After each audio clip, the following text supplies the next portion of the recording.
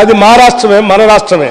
So మేము రాష్ట్రం సమూలంగా అభివృద్ధి చెందాలని కోరుకుంటున్నాం. కేవలం మేము మాత్రమే ప్రాతినిధ్యం వచ్చే నియోజకవర్గాలు అభివృద్ధి చెందాలా, మిగతా వాళ్ళకి వద్దాలనుకుంటే తప్పనిసరి.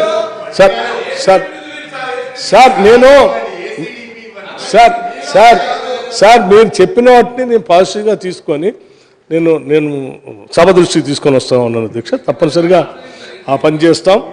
అట్లాగే దళిత బంధు గురించి కూడా చెప్పారు అధ్యక్ష. తప్పనిసరిగా మీరు చెప్పినటువంటి సూచన డెఫినెట్గా నేను కూడా డిప్యూటీ సీఎంగా ఉన్నాను, ఫైనాన్స్ మినిస్టర్గా ఉన్నాను. దళిత బంధు గురించి డెఫినెట్గా అడుగుతారని నాకు కూడా ఉంది, చేయాలనే తపన కూడా నాకు ఉంది, మా ప్రభుత్వానికి కూడా ఉంది అధ్యక్ష. కాంగ్రెస్ పార్టీకి మరీ ముఖ్యంగా ఉంది. అందుకే డాక్టర్ బాబాసాహెబ్ అంబేద్కర్ అభయహస్తం అని చెప్పి చేవల దగ్గర ప్రకటన కూడా చేసింది అధ్యక్ష. కాకపోతే గత సంవత్సరం బడ్జెట్లో 17,700 కోట్లు కేటాయించి ₹1 కూడా ఖర్చు పెట్టకుండా పెట్టలేదు. నేను లెక్కలు ఇస్తాను మీకు, ఇస్తాను, పెట్టలేదు. అలా దాన్ని వదిలేస్తేనే ఇగో దీంట్లో ఇప్పుడు మనం సప్లిమెంటరీ ఎస్టిమేట్స్ 2023-24 ఎక్స్పెండిచర్ పెట్టుకున్నాం కదా. దాంట్లో కూడా మనం ఈ దళిత బంధు సంబంధించి 16,945 కోట్లు అటే పోయినాయి. సో 17,700 కోట్లో ₹1 కూడా మీరు నిధులు రిలీజ్ చేయలే. నేను అదే చెప్తాను, కమింగ్ దేర్ ఓన్లీ. అయినా కానీ ఒక్క నిమిషం, అయినా కానీ మేము దాని మీద సమగ్రమైనటువంటి విధి విధానాల కోసం రూపకల్పన చేసే కార్యక్రమంలో ఉన్నాం. అది మెయిన్ బడ్జెట్కి వచ్చేటప్పటికల్లా దానికి సంపూర్ణమైన రూపకల్పన ఇస్తాం. అందుకోసం దాని హెడ్ ఖాళీ చేయకుండా హెడ్ పెట్టాం. దానికి ఒక 1000 కోట్లు దీంట్లో కూడా కేటాయించాం. ఈ ఓటాన్ అకౌంట్ బడ్జెట్ 1000 కోట్లు కేటాయించాం సార్. ఉంది సార్, 1000 crores దీనికి లేదండి. నేను ఇస్తాను sir. I said across with full details also. 1000 crores దానికి కేటాయించి పెట్టాం. తప్పనిసరిగా మేము ఈ రాష్ట్రము దళితులకి, గిరిజనులకి, వెనుకబడినటువంటి వర్గాలకి, మైనారిటీలకి అత్యంత ప్రాధాన్యత ఇస్తుందనేది చెప్పడానికి నాకు ఎటువంటి సందేహం లేదు అధ్యక్ష. సార్ నేను I said across to you sir. అట్లాగే ఈ రాష్ట్రము సామాజిక తెలంగాణ పరంగా నిర్మాణం చేయటానికి సంపూర్ణమైనటువంటి ఆలోచన, నమ్మకంతో ముందుకు పోతూ ఉంది. మా అందరి లక్ష్యం కూడా అదే అధ్యక్ష. తప్పనిసరిగా చేస్తాం. మీరు కోరిన దాని ప్రకారం సాధ్యమైనంత వరకు మీరు చెప్పిన సూచనల్ని, కోరికలు కూడా మన్నించడానికి సిద్ధంగా ఉన్నామని ఈ సందర్భంగా మీకు మనవి చేస్తూ ఉన్నాను అధ్యక్ష. అట్లాగే 18% రిజర్వేషన్ సంబంధించి కూడా అధ్యక్ష, ఇది తప్పనిసరిగా వీ విల్ ఎగ్జామిన్ ఇట్. డెఫినెట్గా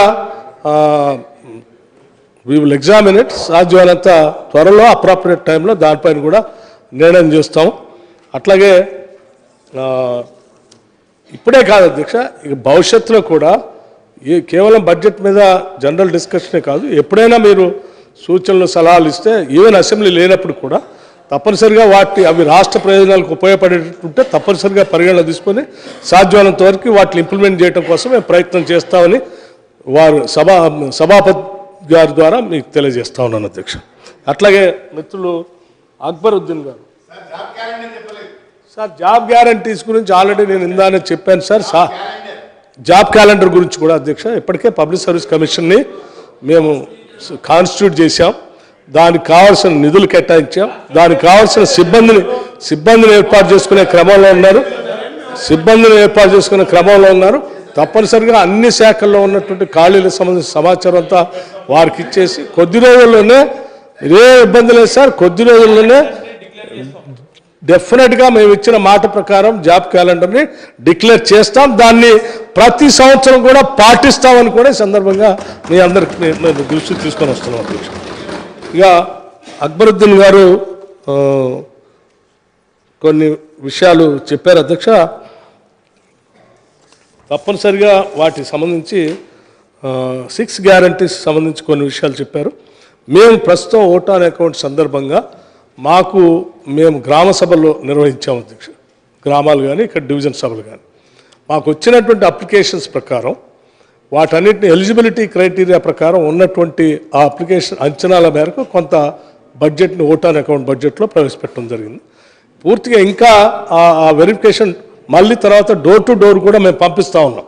అవన్నీ పూర్తయిన తర్వాత తప్పనిసరిగా మెయిన్ బడ్జెట్ వచ్చేటప్పటికల్లా సంపూర్ణమైనటువంటి లెక్కలతో సహా సభ దృష్టికి తీసుకొని వస్తామని ఈ సందర్భంగా వారి దృష్టికి తీసుకొని వస్తూ ఉంటాం. అధ్యక్ష, ఇంకోటి డాగ్ బైట్ గురించి చెప్పారు అధ్యక్ష. తప్పనిసరిగా dog bites is a serious problem. ఇది చాలా చోట్ల మన పత్రికల్లో కూడా చదువుతూ ఉన్నాం. చిన్నపిల్లల మీద అటాక్ చేస్తూ ఉన్నాయి, పెద్దలు కరుస్తూ ఉన్నాయి.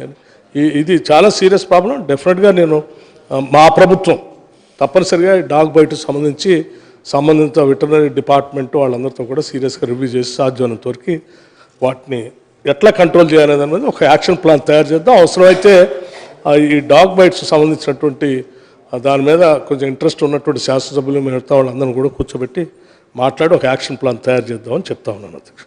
అట్లాగే మెట్రో రైలు సంబంధించి వారు త్వరితగతిన మా ప్రాంతానికి వచ్చి దీని ఫౌండేషన్ స్టోన్ వేసి చేపిస్తే బాగుంటుందని చెప్పారు అధ్యక్ష. తప్పనిసరిగా నేను గౌరవ ముఖ్యమంత్రి గారితో మాట్లాడి ఎంత త్వరగా వీలైతే అంత త్వరగా సాధ్యమైనంత త్వరలో అక్కడ ఈ ఫౌండేషన్ స్టోన్ వేయటానికి ఆ డేట్ని వాటిని కూడా ప్రకటిస్తాం, మీతో కూడా మాట్లాడతామని చెప్తా ఉన్నాను అధ్యక్ష. అట్లాగే ఈ జ్యుడిషియల్ వక్ఫ్ బోర్డు సంబంధించి జ్యుడిషియల్ పవర్ గురించి కూడా అడిగారు. దాన్ని కూడా లెట్ us ఎగ్జామిన్ ఇట్ అధ్యక్ష. 2 bedroom అలాట్మెంట్ గురించి అడిగారు.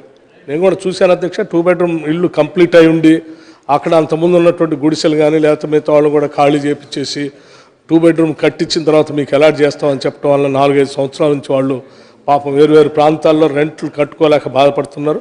త్వరితగతిన ఈ 2 bedroom అలాట్మెంట్స్ గురించి ఒక నిర్ణయం తీసుకునే కార్యక్రమం ఉంటుందని కూడా వారి దృష్టి తీసుకుని వస్తూ ఉన్నాను.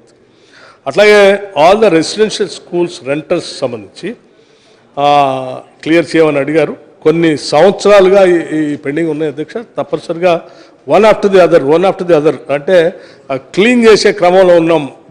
ఈ ఫైనాన్స్ డిపార్ట్మెంట్ని పేరుకుపోయినటువంటి ఏంటంటే పాత బకాయిలన్నీ క్లియర్ చేసే కార్యక్రమంలో ఉన్నాం. వన్ ఆఫ్టర్ ది అదర్ స్లోగా చేసుకుంటూ వస్తాను అధ్యక్ష. ఇది కూడా చేస్తాం. ఇంకో ముఖ్యమైన అంశం స్పౌస్ ట్రాన్స్ఫర్ గురించి కూడా చెప్పారు అధ్యక్ష. ఇది కూడా రాష్ట్ర ప్రభుత్వ పరిధిలో ఆలోచన ఉంది అధ్యక్ష. ఈ ట్రాన్స్ఫర్స్ ఎప్పుడైతే టేకప్ చేస్తారో అప్పుడు తప్పనిసరిగా ఈ స్పౌస్ ట్రాన్స్ఫర్స్ గురించి కూడా ఎగ్జామిన్ చేస్తామని ఈ సందర్భంగా చెప్తా ఉన్నాను అధ్యక్ష. ఇకపోతే 3 ఫ్లైఓవర్స్ శాంక్షన్ అయి ఉన్నాయి. వాటిని 3 కనీసం ఒకటైనా మొదలు పెట్టమని చెప్తున్నారు. కాదు అధ్యక్ష, మేము ఒకటి కాదు 3 ప్రారంభోత్సవం చేయాలనేటువంటి ఆలోచనలు ఉన్నాం ఓల్డ్ సిటీలో. ఎందుకంటే అది దాన్ని బాగా బ్యూటిఫై చేసి బాగా డెవలప్ చేయాలనేటువంటి ఆలోచన కూడా మా ముఖ్యమంత్రి గారికి అట్లాగే కాంగ్రెస్ ప్రభుత్వానికి